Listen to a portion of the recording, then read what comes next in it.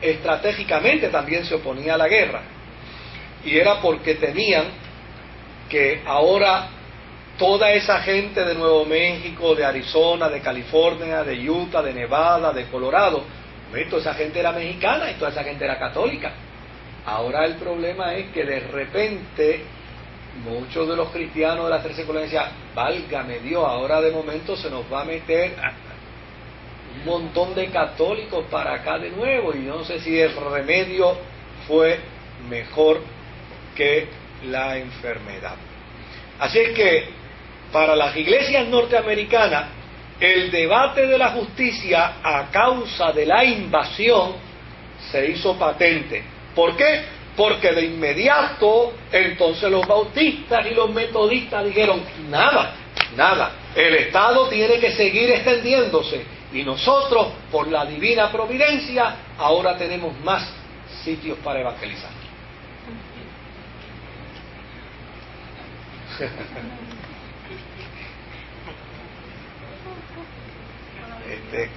Cuando yo he enseñado esto en algunos seminarios, se me forma la de caer, porque la gente, aun cuando me dice, mira, esto es de la historia, esto no lo estoy inventando yo, esto está escrito en la historia.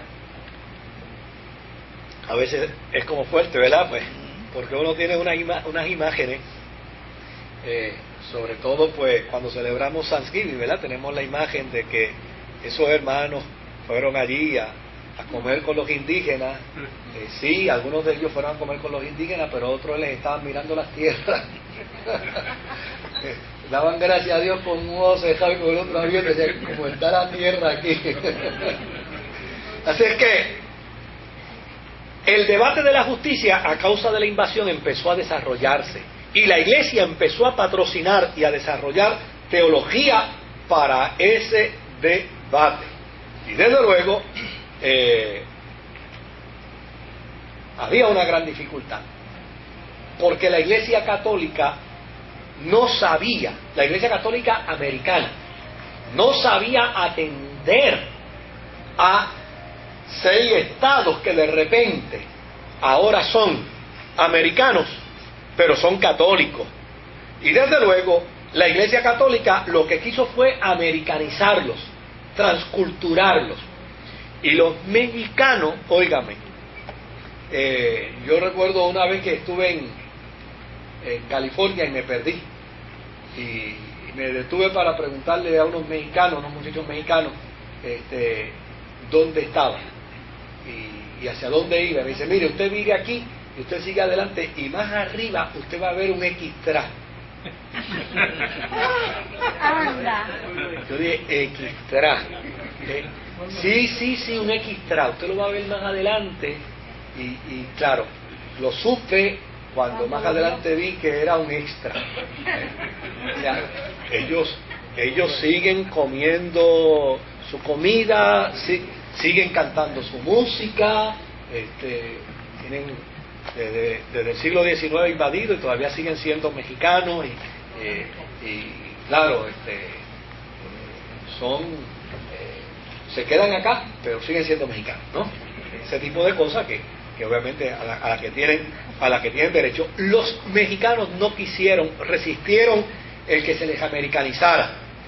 Claro, ya en el 1850 ya estos territorios en manos de los católicos americanos empezaron a nombrar obispos y sacerdotes y clérigos americanos, y esta gente no entendía ni papa la cultura americana. Por lo tanto, empezaron a crearse fricciones con los cristianos católicos de estos estados.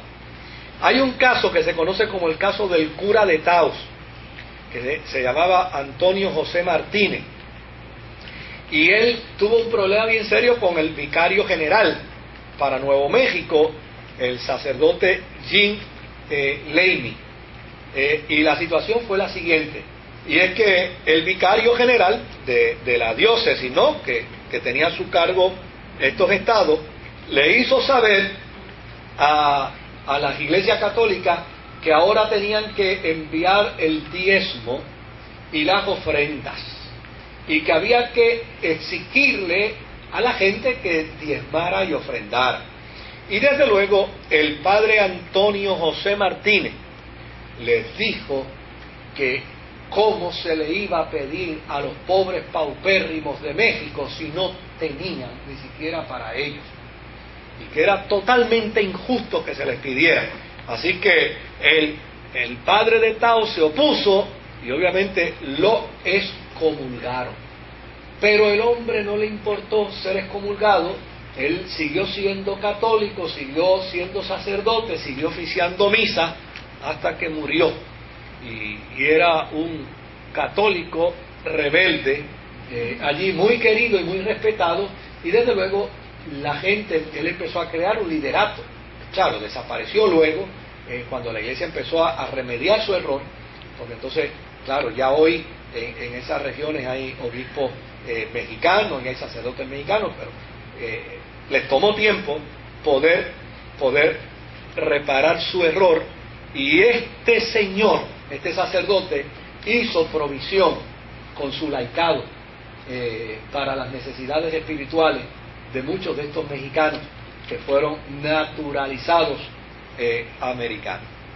El otro problema fue el problema de la esclavitud. La esclavitud siempre fue una piedra en el zapato de los Estados Unidos, desde que ellas eran colonias, puesto que ellos entendían que ellos venían como una nueva nación, que ellos venían a ser una nación nueva, limpia, y desde luego que se convirtiera en un modelo para todas las naciones del mundo. Así que en la mente de los emigrantes ingleses no estaba la esclavitud, pero como hemos dicho, junto a ellos vinieron burgueses y vinieron gente que tenían intereses económicos, y esta gente pues ya ahí sencillamente, cuando Inglaterra prohibió el maltrato contra los indios, dijeron: ¿y ahora quién nos trabaja las tierras? Dijeron: pues entonces vamos a comprar africanos y vamos a esclavizarlos. Desde luego la iglesia no estuvo de acuerdo, con eso, pero los intereses pudieron más que las convicciones, y a la larga los que no estaban de acuerdo poco a poco fueron accediendo, a excepción de una iglesia que se llamaba la Iglesia de los Amigos, que estaba en los Estados Unidos, que en el 1776 no solamente se opusieron a la esclavitud, sino que descubrieron que habían pastores que tenían esclavos y expulsaron a esos pastores. Pero no, ustedes no pueden tener esclavos. No, pero es que los tenemos. No puede ser ministro de nuestra organización. Y los expulsaron. Claro, en el 1784 los metodistas en sus conferencias de Navidad excluyeron de ellas también a los pastores que tenían esclavos. Los bautistas también establecieron posiciones antiesclavistas. Pero más adelante, la presión de estos empresarios se hizo muy fuerte para ellos, y tanto los metodistas como los presbiterianos, como los bautistas, accedieron, y los únicos que se mantuvieron firmes en esa posición fueron los amigos. Ellos se mantuvieron firmes hasta que finalmente desaparecieron. Claro, hay unas estadísticas del 1843 donde en 1.200 ministros había 1.500 esclavos.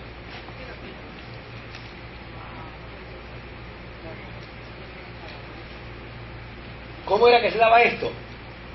Tan sencillo: de la misma manera que al pastor le regalan un traje, de la misma manera que le regalan unos zapatos, pues obviamente el que tenía 1.000 esclavos le decía: pastor, le voy a regalar un esclavito. para que le ayude, le busque el agua al pozo, para que le haga los mandados, para que le haga esto. Y allí le llevaba el esclavo. Y el pastor, desde luego, se sentía comprometido con ese individuo, que a la misma vez lo que estaba era lavando su conciencia. Y le aceptaba el esclavo, y la conciencia de ese individuo quedaba limpia. Pues decía, pues yo no solo tengo esclavos, el pastor también tiene. ¿Verdad? Entonces, ese tipo de situación empezó a provocar que se empezaran a crear hasta posiciones ambiguas dentro de la iglesia. Por ejemplo, en el 1818 los presbiterianos tenían una posición, óigame, que era la posición más vergonzosa que se puede escuchar. Ellos declararon la esclavitud como contraria a la ley de Dios. Pero a la misma vez que declararon la esclavitud como contraria a la ley de Dios, decían, pero realmente nosotros no estamos a favor de la abolición tampoco, porque creemos que eso puede crear grandes problemas, grandes crisis, y no estamos para crear crisis. O sea, era una cantinflada, ¿no? Una cantinflada. No estamos a favor, pero no queremos problemas, y mejor es que se quede la cosa como está. Claro, no, desde luego, los intereses que estaban en términos de estos individuos que daban grandes aportaciones a la iglesia y que pues empezaron a manipular muy bien. Mire, y eso se da todavía al día de hoy. Eso se da al día de hoy. Hay gente, mire, que uno le tiene que dar las gracias por el regalo y no aceptárselo, porque uno se lo lee. Decirle, no, mira, no, gracias, no, pero mire, a mí me han regalado apartamentos y yo los he rechazado. No para casa, yo Oigan, tú lo cogías. Uno lee. Pero yo te aseguro que si fueras pastor no lo aceptaría. ¿Y lo que es? También. Sí, este es como los presbiterianos del siglo XIX, ¿sabes? No como los de ahora. O sea, y uno se da cuenta, ¿no? Y ustedes se pueden dar cuenta donde un regalo tiene la mejor intención y un regalo tiene una carga, tiene un propósito, tiene una intención malsana. Y obviamente, pues, y se da no solamente dentro de la iglesia, se da en todos los ámbitos. En todos los ámbitos. Yo una vez dirigí una división en la policía que era una división bien delicada, porque bregaba con los individuos que tenían récord dañados. Y no olvido un día que vino un individuo y me dijo, usted se ve tan cansado y tan cansado. Y obviamente era cierto, sí. Yo dije, sí, me siento cansado. Me dijo, yo le voy a hacer un regalito a usted para que usted libere su cansancio. Yo lo voy a... Mire, esta es mi tarjeta, yo soy fulano. No se me olvida el nombre, jamás se me olvidará. Yo le voy a dar esta tarjetita para que usted, ¿verdad? Pues me dé una llamadita. Se vaya con su familita por ahí a cualquier estado y se coja un par de semanitas y descansa y demás. Yo tenía que tomar una actitud bien drástica y fue botarlo de la oficina. Decirle, usted ahora mismo se larga de aquí. Uno se da cuenta, ¿no? O sea, nadie regala una estadía a un individuo porque lo ve cansado. Claro, cuando busqué su récord, pues obviamente había allí you name it, ¿no? Y allí estaba. Entonces uno se da cuenta que ese tipo de cosas pues hay que en alguna manera censurarla, y desde luego en esto cayó la iglesia. Ya para el 1817, como dije, se había fundado la sociedad colonizadora, donde estos jóvenes universitarios iban a los mercados, iban a las plazas donde vendían esclavos, y allí compraban los esclavos, pero cuando los compraban le daban la buena noticia: te vas libre. Claro, eso tenía un problema. Porque muchos de estos esclavos tenían su familia, pero la tenían regada. Entonces, desde luego,